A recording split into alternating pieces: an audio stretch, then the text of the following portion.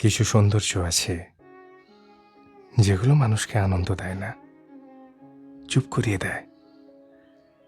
হঠাৎ বিকেলের শেষ আলো, অনেকদিন পর শোনা কোনো পুরনো গান, কিংবা ভিড়ের মাঝে একদম নীরব একটা মুখ।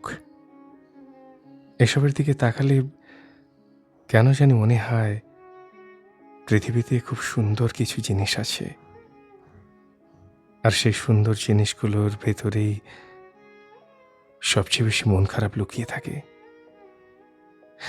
সত্যিকারের সুন্দর জিনিস কখনো কখনো পুরোপুরি সুখের হয় না, কারণ সৌন্দর্য মানুষকে শুধু মুগ্ধ করে না, ভেতরের শূন্যতাগুলোকেও মনে করিয়ে দেয়। এই পৃথিবীতে অনেক মানুষ আছে যারা খুব স্বাভাবিকভাবে বেঁচে থাকে।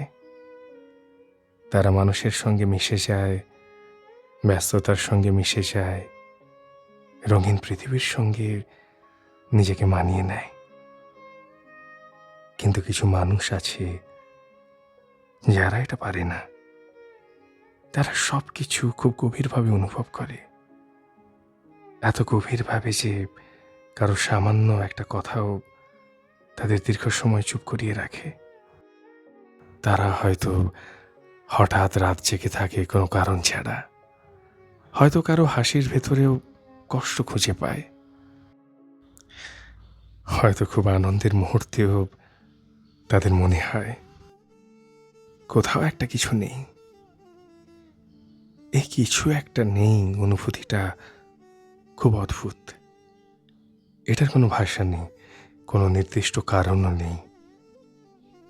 তবু এটা মানুষকে ভেতর থেকে ধীরে ধীরে নিঃশব্দ করে দেয়।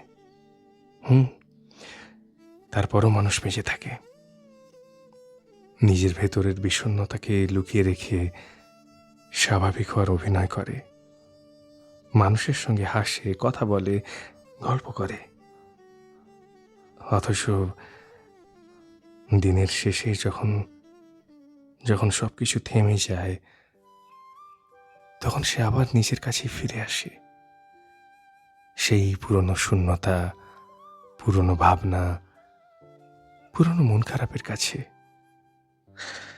হয়তো হয়তো জীবন আসলে এমনই, একটু সৌন্দর্য, একটু শূন্যতা, একটু বিস্ময়, একটু বিষণ্ণতা, আর এই দুইয়ের মাঝখানে দাঁড়িয়ে নিঃশব্দে বেঁচে থাকা কিছু মানুষ। এই তো ব্যাস।